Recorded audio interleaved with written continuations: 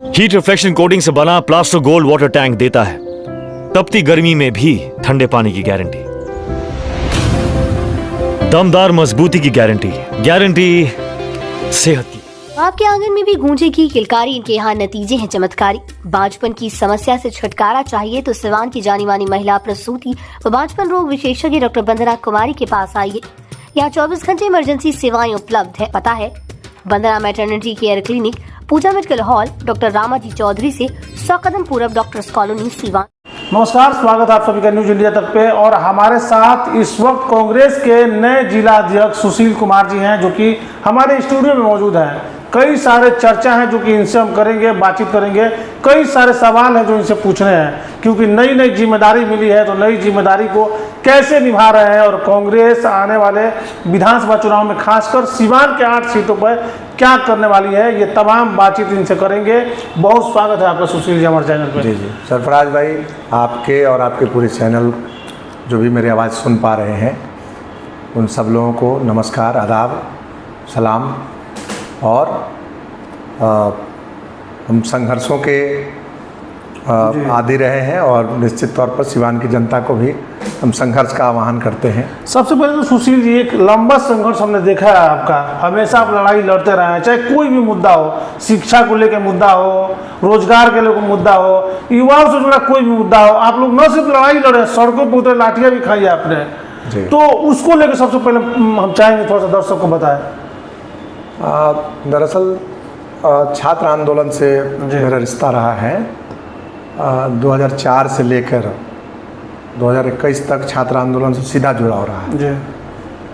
और मेरी पढ़ाई कॉलेज ऑफ कॉमर्स पटना से हुई, फिर पटना यूनिवर्सिटी में रहे और फिर उसके बाद अलग अलग आंदोलनों में भी हम रहे। दरअसल छात्र आंदोलन के क्रम में उस समय जब हम आए तो मगध विश्वविद्यालय का सेशन काफ़ी विलम्ब चलता था। मैंने 3 साल का डिग्री कोर्स 6 साल हुआ करता था। तो यहाँ से लगा कि सबसे ज़्यादा लड़ने का स्कोप यहाँ है, लड़ने की ज़रूरत है। और फिर संगठन को ताकतवर बना के लड़ाई को लड़के उसको बदला गया स्थिति को, और वो बहुत ही बिल्कुल महत्वपूर्ण क्षण रहा। मूलतः यह है कि अगर भी किसी भी सवाल पर अगर आप सोचते हैं कि ऐसा बदलाव होना चाहिए, तो आपके अंदर में वो ताकत है जी। आप लोगों को संगठित करके माहौल को बदल सकते हैं, हालत को बदल सकते हैं। जैसे सिवान के अंदर में भी जब जिम्मेदारी हमको मिली, पार्टी ने जिम्मेदारी दिया, कांग्रेस पार्टी ने, तो कांग्रेस पार्टी ने जिम्मेदारी दिया, तो यहाँ भी हम कई सारे मसलों को लेकर लगातार हम लड़ाई को लड़ रहे हैं। हमको यह लगता है कि सिवान की जनता को इस बात के लिए तैयार होना चाहिए कि आने वाले दिनों में संघर्ष के रास्ते ही बदलाव किया जा सकता है।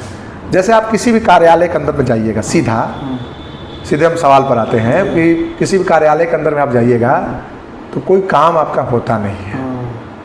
मैंने सत्ताधारी दल के जो हमारे मित्र हैं, इवन जेडीयू के, बीजेपी के लोग, वह भी इस बात को स्वीकार करते हैं कि अफसरशाही बहुत बढ़ा हुआ है, और सीधे कहता है कि नीचे से देने की ज़रूरत नहीं है, ऊपर से ही दे दीजिए। मैंने लेन देन का यह जो मामला है, आप साधारण एक बात आप जानिए कि दाखिल खारिज कराने आपको जाना हो, तो दाखिल खारिज कराने जाना हो तो आपका दाखिल खारिज आप आवेदन कीजिएगा, आपका रद्द हो जाएगा।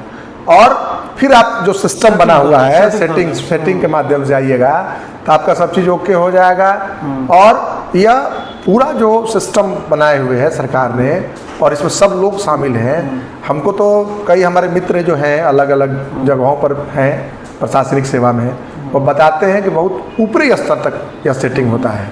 मतलब यह कि कहीं ना कहीं से भ्रष्टाचार जो है वह सिस्टमाइज हो गया। लेकिन एक सवाल करेंगे सुशील जी आपसे, आखिर इन चीज़ों को कैसे सुधारा जा सकता है? जब आप कह रहे हैं, आमतौर पर लोग भी बोलते हैं कि सिस्टम ऊपर से नीचे तक सारे लोग भ्रष्ट हैं, तो इसको सुधारेगा कौन? कैसे सुधारा जा सकता है इसको? क्योंकि आपने काफ़ी लड़ाइयाँ लड़ी है, आपने इन चीज़ों को नज़दीक से देखा है, आप क्या सुझाव दे सकते हैं इसको लेकर? देखिए, कोई भी चीज़ अस्थायी नहीं होती है समाज में, और ना ही कोई चीज़ ऐसा होता है कि उसको बदला नहीं जा सकता है।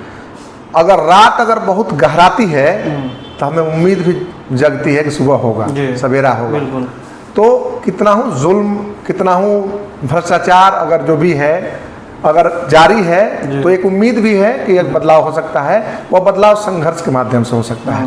लोग जहाँ हैं जो इस तरह की बात को करते हैं उनको हमने कहा है कि आप सब लोग संगठित होना शुरू कीजिए, संगठित होना शुरू कीजिए। और कांग्रेस पार्टी का जहाँ तक सवाल है, कांग्रेस पार्टी विपक्ष की पार्टी है। हम विपक्ष की जो पूरी जिम्मेदारी है पूरी ताकत के साथ हम उसको बदलाव करने की दिशा में हम बढ़ेंगे। जैसे हमारा कहना है कि अगर आप जा रहे हैं कहीं थाना के अंदर में, ब्लॉक के अंदर में, रेलवे काउंटर पर, हॉस्पिटल के अंदर में, अगर जहाँ कोई समस्या हो, आपका कोई काम नहीं हो रहा है, तो आप सब लोग 10 लोग 15 लोग की समूह बना के जाइए। अगर नहीं फिर भी सुन रहा है तो पार्टी के स्तर पर कहीं ना कहीं समूह के स्तर पर वह लड़ाई को लड़ा जाए तो बदलाव को किया जा सकता है। हाँ बिल्कुल। अभी 3 तारीख को हम लोगों ने कलेक्टर के सामने प्रदर्शन किया था, सिवान डीएम के सामने।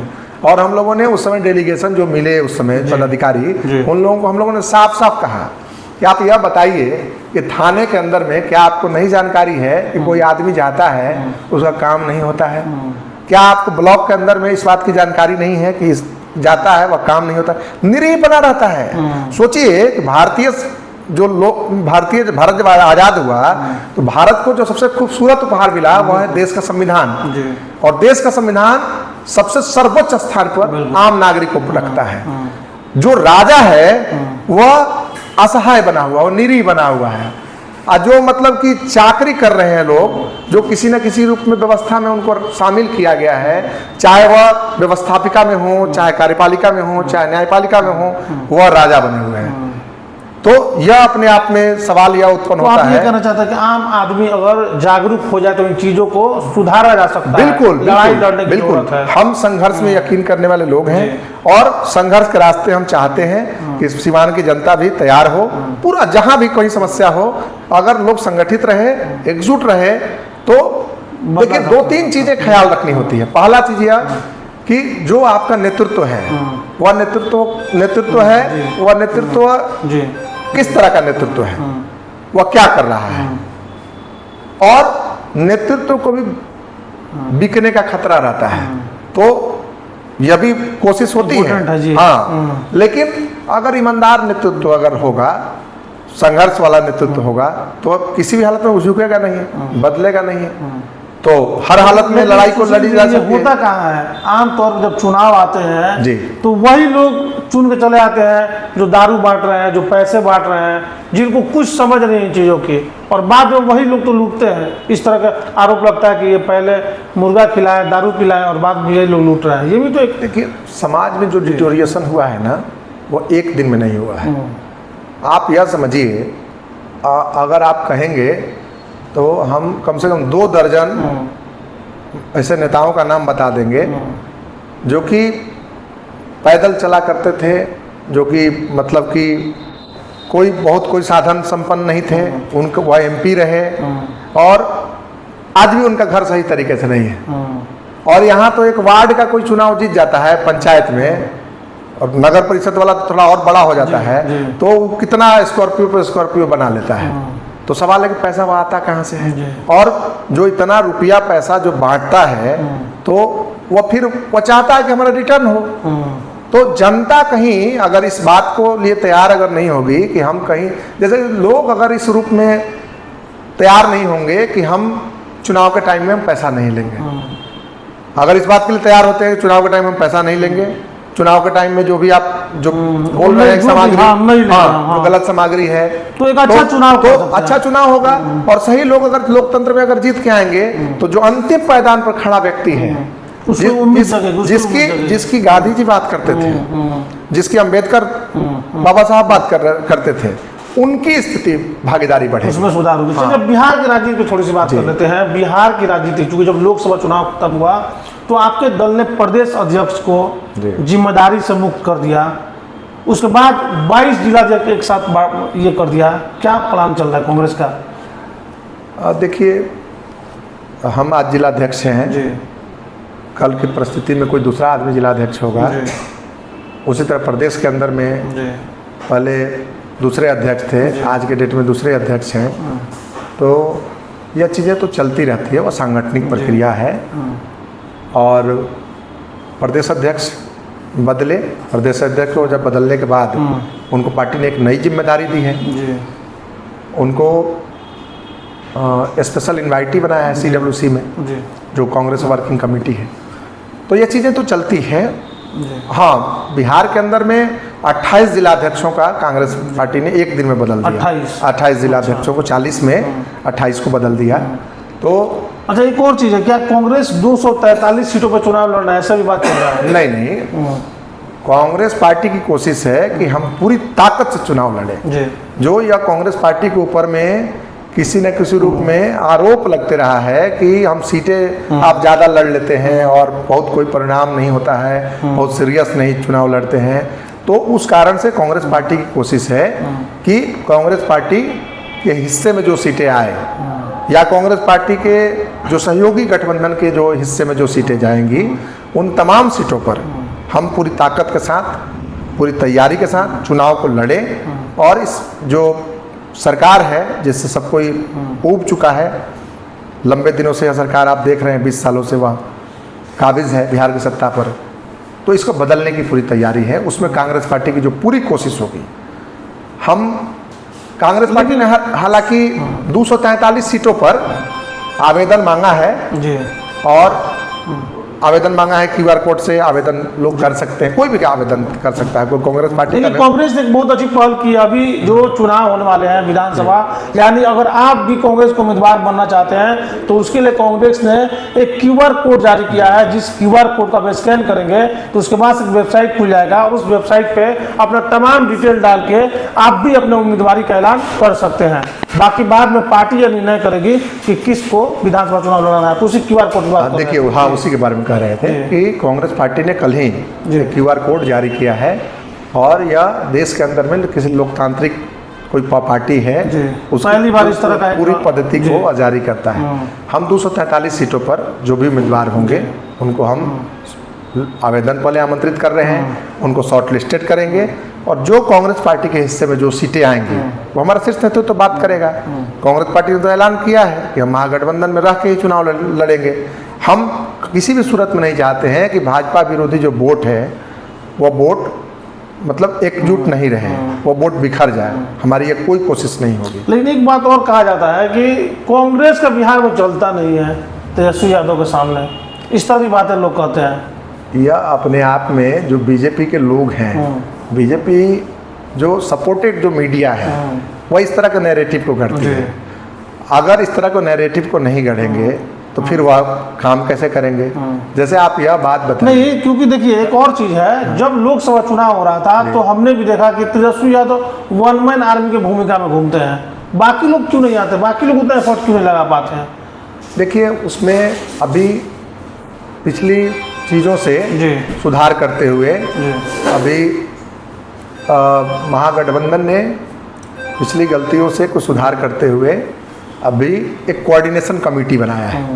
कोऑर्डिनेशन कमेटी 21 लोगों के है जिसके नेता तेजस्वी यादव जी हैं और उसमें कांग्रेस पार्टी से भी 4 लोग हैं, राजद से भी 5 लोग हैं, उसी तरह अन्य घटक से सबसे VIP से, CPI से, माले से या CPM से लोग हैं। 6 घटकों से कोऑर्डिनेशन कमेटी में लोग हैं।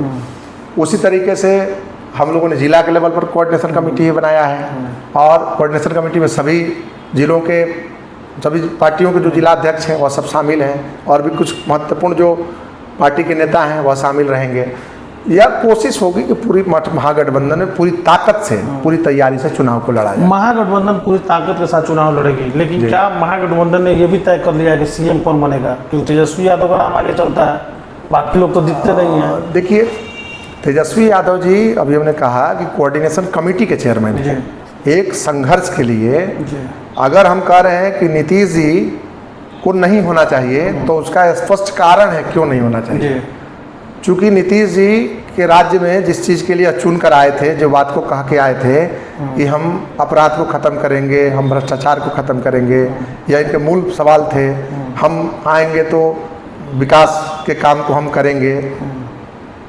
हम इस बात से इनकार नहीं करते हैं कि शुरुआती दिनों में नीतीश जी जब आए तो कुछ काम हुआ भी, कई सारे काम हुए, हमको इस बात को स्वीकारने में कोई दिक्कत नहीं है, लेकिन बात यह है कि अभी की जो स्थिति है, यह बिहार अब बदलाव की स्थिति चाहता है और इस बदलाव की स्थिति में तेजस्वी जी को कोऑर्डिनेशन कमेटी का चेयरमैन बनाया गया है। वह कोऑर्डिनेशन कमेटी का काम है कि संघर्ष के रास्ते में बिहार की जनता को आगे बढ़ाए। सुशील जी, आप लोग सीवान में कितने सीटों पर चुनाव लड़ेंगे? सीवान में टोटल 8 विधानसभा है। आप जानते हैं कि इसमें 2 लोकसभा भी हैं, जी, मतलब 6 विधानसभा तो सीवान बिल्कुल लोकसभा के अंतर्गत आता है और सीवान जिले के दो विधानसभा हैं, गोरिया कोटी और महाराजगंज लोकसभा के अंतर्गत आता है। तो हमारी कोशिश यह होगी कि दोनों ही विधायक भी तो आप ही के, हाँ, दोनों ही लोकसभा से 2-2 सीटें हम लोगों को मिले और हम लोग सीटों को हम जीतकर महागठबंधन को ताकत प्रदान, यानी महाराजगंज और गोरिया कोठी, जी, ये आप चुनाव लड़ना चाहते हो जी, आपकी पार्टी? जी। और सीवान में कौन 2 सीट होंगी? सीवान में सीवान और दरौंधा, सीवान सदर और दरौंधा। दरअसल इसके पीछे हमारा बहुत खास लॉजिक है। हालांकि शीर्ष नेतृत्व को हम पूरा रिपोर्ट भेज देंगे और शीर्ष नेतृत्व फाइनली तौर पर यह तय करेगा कि कौन सीटें ली जानी चाहिए या कौन नहीं ली जानी चाहिए। हमारा यह कहना है कि महागठबंधन अगर चुनाव लड़े तो पूरी ताकत से, पूरी तैयारी से चुनाव लड़े और हर हालत में जो हमने कहा कि संघर्ष का लिए एक कोऑर्डिनेशन कमेटी बनाई गई है, तो वह संघर्ष के लिए जो कोऑर्डिनेशन कमेटी बनाई गई है, जिसके नेता, जिसका अगुआ तेजस्वी जी हैं, तो उस कोऑर्डिनेशन कमेटी का काम है कि जनता के बीच में वह संघर्ष के। अच्छा, बाद में ये भी हो सकता है क्या, जिसकी जितनी सीट ज्यादा होगी ये भी हो सकता है कि सीएम का चेहरा बदल जाएगा? देखिए, कुछ चीज़ें तो चुनाव के बाद तय होती है, अभी तो बस कोऑर्डिनेशन कमेटी बना है। बने आप यह समझिए, मुख्यमंत्री का तो चुनाव जनता करती नहीं है, जनता तो विधायक चुनती है या जनता सांसद चुनती है, जनता सांसद चुनती है। मुख्यमंत्री और प्रधानमंत्री तो चुनाव के बाद विधायक दल के नेता होते हैं, चेहरा तो दिखाना पड़ता है सुशील जी। विधायक दल के जो नेता होते हैं वह तो चुनाव के बाद होते हैं। अच्छा, आप बताइए कि मोहन यादव का नाम आप जानते हैं, जिनको बीजेपी ने बना दिया, बीजेपी को मध्य प्रदेश से मुख्यमंत्री बनाया।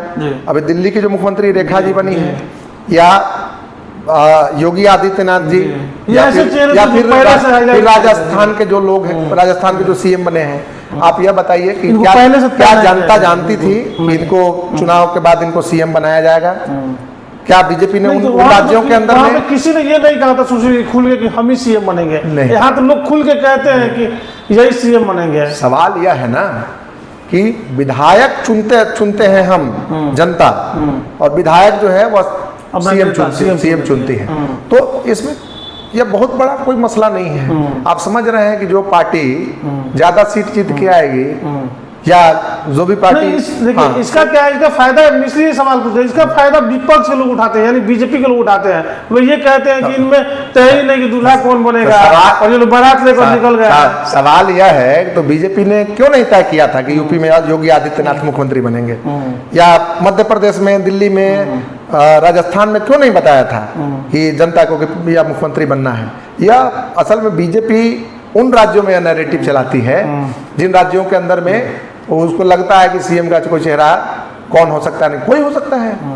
हम कह रहे हैं कि आप ही विधायक दल के अगर नेता आपको अगर चुन ले महागठबंधन, इंडिया गठबंधन, तो आप ही मुख्यमंत्री बन सकते हैं, आप ही मुख्यमंत्री बन सकते हैं। मुख्यमंत्री बनने के लिए तो कोई जरूरी नहीं है कि विधायक भी रहे, वो तो बिहार के अंदर में विधान परिषद भी है। आप ये मानते हैं कि बिहार में इस बार बदलाव होने जा रहा है? बिल्कुल बिल्कुल, बदलाव के लिए हम तैयारी कर रहे हैं। चलिए, एक आखिरी सवाल, शिक्षा न्याय संवाद कार्यक्रम आप लोग कर रहे हैं, एक साथ बिहार के 65 जगहों पे आपने चुना है, जिसमें पटना भी है, दरभंगा में राहुल गांधी जी भी आ रहे हैं, सीवान में भी आप लोग ये कार्यक्रम कर रहे हैं। ये कार्यक्रम इतना बड़ा पैमाने पर कांग्रेस क्या जताना चाहती है? दरअसल कांग्रेस पार्टी, अभी आपने देखा होगा कि एक यात्रा निकाली थी, नौकरी दो पलायन रोको यात्रा। वह भितिहरवा पश्चिम चंपारण से निकल के वह अलग अलग राज्य के हिस्सों को घूमते हुए पटना के अंदर में वो खत्म हुआ। उस यात्रा के पहले आप देखिए कि बीपीएससी के सवाल पर जो लड़ाई चल रही थी, उस दरमियान में हम लोग कोऑर्डिनेशन उसमें हम लोग करने में थे। राहुल जी गए थे बीपीएससी विद्यार्थियों से मिलने के लिए, और रोजगार के सवाल को, शिक्षा के सवाल को, न्याय के सवाल को, भागीदारी के सवाल को कांग्रेस पार्टी महत्वपूर्ण समझती है। अभी आपको एक चीज़ की तरफ और इशारा हम करें कि अभी देश के अंदर में जो जातिगत जनगणना कराने का सरकार ने जो निर्णय लिया वह अचानक थोड़े हो गया। तो पहले से वह लंबे समय तक संघर्ष चला और राहुल गांधी ने इसको राष्ट्रीय स्तर पर मुहिम एक चलवाया और कहा कि जो हमारे सेक्रेटरीज हैं उसमें ओबीसी की कितनी भागीदारी है, उसमें एससी एसटी की कितनी भागीदारी है, उसमें महिलाएं कितनी हैं, या टोटल। उनका साफ तौर पर यह कहना था कि जातिगत जनगणना होगा तो यह सही मायने में एक एक्सरे होगा। तो इस रूप में हुआ है। जातिगत जनगणना हम लोगों ने दबाव में ला के सरकार को उसको कराया है। माने सरकार जो हिंदू मुस्लिम के बीच पर हमेशा लेके चली जाती थी, हम लोग ले आ रहे हैं उसको असली जो जरूरी सवाल है, शिक्षा के सवाल पर, रोजगार के सवाल पर, न्याय के सवाल पर, अपराध के सवाल पर, भ्रष्टाचार के सवाल पर, इन सवालों पर हम सरकार को लेकर आएंगे। आखिरी सवाल आपसे पूछेंगे, सीज फायर को आप कैसे देखते हैं? क्योंकि अभी इतना माहौल गर्म था, 26 हमारे देश के लोग मारे गए 22 अप्रैल को पहलगाम में, तो उसके बाद ऑपरेशन सिंदूर भी चलाया गया, लेकिन अचानक से जो सीज फायर उसको आप कैसे देखते हैं? 26 नहीं 28 हमको लगता है, जो करेक्ट कर लीजिएगा। पहलगाम में जो भी लोग जो मारे गए वो काफ़ी दुखद है। और उसके बाद भारत की सरकार ने ऐलान किया था कि हम करेंगे, बहुत कुछ करेंगे। तो कांग्रेस पार्टी ने भी कहा था, उसमें पूरा समर्थन दिया। कांग्रेस पार्टी ने भी, हमारे नेता राहुल जी, अन्य सब लोगों ने, कांग्रेस ने वर्किंग कमेटी की मीटिंग बुला के सरकार को समर्थन का ऐलान किया कि सरकार जो भी निर्णय लेगी उसके साथ हम रहेंगे। तो यह अपने आप में कांग्रेस पार्टी का पोजीशन था। लेकिन जिस तरीके सीज फायर हुआ यह अपने आप में हैरत अंगेज है। कांग्रेस पार्टी इस बात में यकीन करती है और कांग्रेस पार्टी जिस समय देश के आज़ादी का आंदोलन चला और आज़ादी के आंदोलन के बाद जो नेहरू जी की सरकार बनी, उस समय से लेके कांग्रेस पार्टी की जो भी सरकारें रही, उन लोगों ने यह सुनिश्चित करने का काम किया कि गुटनिरपेक्ष नीति भारत का महत्वपूर्ण पक्ष है। मतलब उस समय भी जो दौर था जिसमें दो हिस्से में पूरा विश्व बट गया था, एक हिस्से का नेतृत्व अमेरिका कर रहा था, एक हिस्से का नेतृत्व सोवियत संघ करता था, रूस। लेकिन उस समय भी भारत ने किसी निरपेक्ष माने किसी भी गुट में जाना पसंद नहीं किया।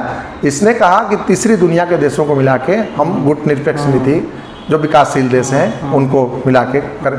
तो एक तो जो सीज फायर का आप जो सवाल उठा रहे हैं, यह अपने आप में एक समर्पण है। समर्पण व ट्रम्प के सामने तलवा चाटने वाले जो लोग हैं, उन लोगों ने समर्पण किया है। हमारे नेता कन्हैया कुमार इस बात को बड़ी प्रमुखता के साथ कहते हैं कि एक तरफ शहीद भगत सिंह, अंबेडकर और गांधी जी को मानने वाले लोग हैं और दूसरे तरफ ट्रम्प के तलवा चाटने वाले लोग हैं। तो लोगों को तय करना है कि किस दिशा में जाना है। एक तरफ देश को बचाने की पूरी मुहिम चल रही है, संविधान को बचाने की पूरी मुहिम चल रही है, और दूसरे तरफ जो गोडसे को मानने वाले लोग हैं, जो गांधी जी के हत्यारे हैं, वह कहीं ना कहीं से देश के अंदर में। तो आपको भी ये लगता है कि जंग नहीं रुकना चाहिए था, जंग होना चाहिए था? नहीं, हमारा यह कहना चाहिए था कि भारत की सरकार को तय करना चाहिए था कि हम क्या करेंगे और नहीं करना चाहिए था। इसमें किसी तीसरे आदमी को मध्यस्थता नहीं करना चाहिए था, चाहे नेहरू जी रहे हों, चाहे इंदिरा जी रही हों। इंदिरा जी ने भी उस समय, आप याद कीजिए 71 वाले समय में, उस समय कोई अमेरिकी हस्तक्षेप को उन्होंने इनकार कर दिया था और कहा कि हम अपने स्वतंत्र है करने के लिए। जो यह बीजेपी वाले लोग इस तरह की बात करते हैं, इनकी नेता रही सुषमा स्वराज, आपको याद होगा। सुषमा जी का एक बहुत बयान वो भी वायरल हो रहा है अभी के दौर में। सुषमा जी ने कहा था कि हमको किसी तीसरे आदमी की मध्यस्थता कश्मीर के मसले पर कोई ज़रूरी नहीं है। तो यह अपने आप में भारत एक संप्रभु राष्ट्र रहा है, तो यह अपने आप में एक अन्याय है, एक समर्पण है और यह गलत है। हम यह नहीं कह रहे हैं कि युद्ध रुकना चाहिए था कि नहीं रुकना चाहिए था, लेकिन युद्ध रोकने का निर्णय लेने वाला अमेरिका कौन होता है? अमेरिका कौन होता है? भारत की सरकार को अपने निर्णय लेना चाहिए था।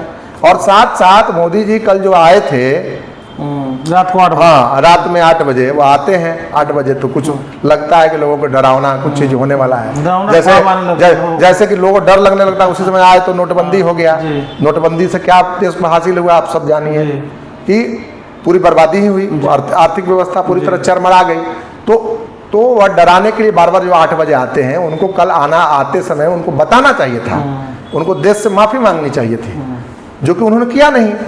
उनको कहना चाहिए था कि देश के अंदर में जो भी स्थिति हुई है, सीज फायर किन शर्तों पर हमने किया है, पाकिस्तान के सामने हमने समझौता अगर किया है तो किन शर्तों आप पर कह किया रहे हैं कि सीज फायर होना नहीं चाहिए था, मतलब अमेरिका के दबाव में नहीं होना चाहिए जी, था। जी। ये आप कहना चाह रहे हैं। आप कह रहे हैं कि कहीं ना कहीं भारत सरकार एक तरह से झुक गई है, आप ये कह रहे हैं। हाँ बिल्कुल, आत्मसमर्पण। लेकिन बीजेपी जो है वो अभी ऑपरेशन सिंदूर की सफलता का तिरंगा यात्रा निकालने जा रही है देश भर में। ऑपरेशन सिंदूर को लेकर तिरंगा यात्रा इन्होंने क्या निकालेंगे, पूरे देश में घूमेंगे। हाँ, क्या करेंगे नहीं करेंगे। लेकिन आप यह जानिए, यह अपने आप में ट्रम्प के जो तलवा चाटने वाले जो लोग हैं, जो भारत की जो संप्रभु नीति रही है, संप्रभुता रही है भारत की, उसको ये लोग समर्पण करने वाले लोग हैं, और सेना के नाम पर जो सियासत करने वाले लोग हैं, यह कहीं से भी इनको हक अधिकार इस तरह का नहीं है। और देश की जनता कल न परसों इनसे सवाल पूछेगी। लोग तो पूछ रहे हैं, सोशल मीडिया पर आप देखिए वो बैकफुट पर हैं, और बीजेपी का कार्यकर्ता भी अपने आप में लज्जित महसूस कर रहा है। यह भी बात सही है। हाँ, कि आखिर हम तो कहना चाहते हैं ना कि काश कि किन सवालों पर, किन शर्तों पर, या पाकिस्तान ने आपको क्या चीजों को आपको माना। आप यह बताइए कि रक्षा मंत्री आते हैं, प्रकट होते हैं, रक्षा मंत्री कहते हैं कि लखनऊ में हम बड़ा हाई लेवल का रक्षा का हम बनाएंगे। यह भी बात कोई मीडिया में आके बताने वाली बात होती है? मतलब वहाँ जहाँ आप यह बात को बता रहे हैं, तो वहाँ क्यों नहीं बता रहे हैं कि सीज फायर जो है हमने किन शर्तों पर किया है? जो चीज़ नहीं बताना चाहिए मीडिया में, वह तो आप आके बता रहे हैं। या कहीं ना कहीं से किसी न किसी रूप में भारत की सुरक्षा को लेकर, या जब सोचिए कि देश के नौजवानों के साथ जो अन्याय करने वाले लोग हैं, जो सीधे तौर पर देश के नौजवानों के साथ अन्याय, सोचिए कि अग्निवीर जैसी योजना लाने का बीजेपी ने जो कोशिश किया था कि 4 साल के अंदर हम रिटायर कर देंगे मिलिट्री से और एयरफोर्स से और नेवी से। यह अपने आप में सोचिए कितना, मतलब कि रक्षा इनके केंद्र में रहा ही नहीं है, देश की जनता इनके केंद्र में नहीं रही है। हम इस बात को भी कहना चाहेंगे कि सिवान के भी एक हमारे बहुत ही बढ़िया के वहाँ बसीलपुर के एक शहीद हुए हैं, राम बाबू जी। यहाँ बगल के जिला छपरा के शहीद इम्तियाज हुए हैं, उनको उनकी श्रद्धांजलि हम इस बात को कहना चाहते हैं कि उनको श्रद्धांजलि देते हुए देश की जनता को इस बात के लिए तैयार होना होगा कि लड़ाई को लड़े, संघर्ष को करें, और कभी भी कुछ गैर जरूरी चीज़ों में नहीं फंसे। अगर रोजगार के, आपके रोटी का सवाल, आपके शिक्षा का सवाल, आपका निकल रहे हैं तो आपकी चिकित्सा हो रही है सही से कि नहीं, यह सवाल आपके जरूरी सवाल है। चलिए, तो हमारे साथ सुशील कुमार जी थे, जो कि कांग्रेस के सिवान के नए जिलाध्यक्ष हैं।